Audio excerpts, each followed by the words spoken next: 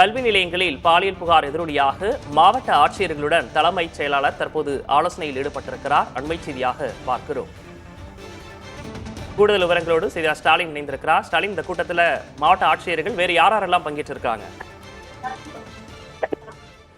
விக்னேஷ், தமிழகத்தில் உள்ள பள்ளிகள், கல்லூரிகள் உள்ளிட்ட கல்வி நிறுவனங்களில் சமீப நாட்களாக இந்த பாலியல் துன்புறுத்தல் சம்பவங்கள் தொடர்ச்சியாக பதிவாகி வருகின்றன. இந்த நிலையில அதனை தடுப்பது தொடர்பான ஒரு ஆலோசனை கூட்டம் தான் தற்போது தமிழகத்துடைய தலைமைச் செயலர் முருகானந்தம் IAS தலைமையில தற்போது சென்னை தலைமைச் செயலகத்தில் நடைபெற்று வருகிறது. இந்த கல்வி நிறுவனங்களில் இந்த பாலியல் துன்புறுத்தலை தடுப்பதற்கு எடுக்க வேண்டிய நடவடிக்கைகள் குறித்து அனைத்து மாவட்ட ஆட்சியர்கள் அதே போல கல்வி நிறுவனங்களுடைய துணைவேந்தர்கள் உள்ளிட்டவர்களுடன் தலைமைச் செயலாளர் தற்போது காணொலி காட்சி வாயிலாக ஆலோசனை மேற்கொண்டு வருகிறார். சென்னை தலைமைச் செயலகத்தில் இருந்து இணைந்திருக்கக்கூடிய நிலையில் DGP, உள்துறை செயலாளர், பொதுத்துறை செயலாளர் உள்ளிட்டவர்களும் தலைமைச் செயலாளருடன் தற்போது சென்னை தலைமைச் செயலகத்தில் இணைந்திருக்கிறார்கள். அந்தந்த மாவட்ட ஆட்சியர்கள் அந்தந்த மாவட்டங்களிலிருந்தும் அதே போல கல்வி நிறுவனங்களுடைய துணைவேந்தர்கள், முதல்வர்கள் அந்தந்த மாவட்டங்களிலிருந்து தற்போது இருக்கிறார்கள். கல்வி நிலையங்களில் பெண்களுக்கு பாதுகாப்பான சூழலை ஏற்படுத்துவதற்கான இந்த சிறப்பு ஆலோசனை கூட்டம் தற்போது தொடங்கி நடைபெற்று வருகிறது.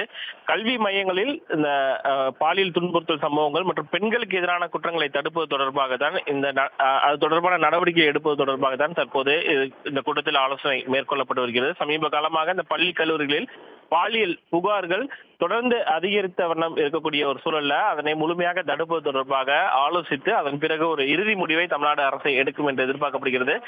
பல்வேறு அறிவுறுத்தல்களை மாவட்ட ஆட்சியர்கள், கல்வி நிலைய நிறுவனங்களுடைய முதல்வர்கள், துணைவேந்தர்களுக்கு தலைமைச் செயலாளர் அறிவுறுத்துவார் என்ற ஒரு எதிர்பார்ப்பு இருக்கிறது. இந்த கூட்டத்தின் முடிவில் என்ன அறிவிப்பு வெளியாகிறது என்பதை பொறுத்திருந்து பார்க்கலாம். தற்போதைய விவரங்களுக்கு நன்றி ஸ்டாலின்.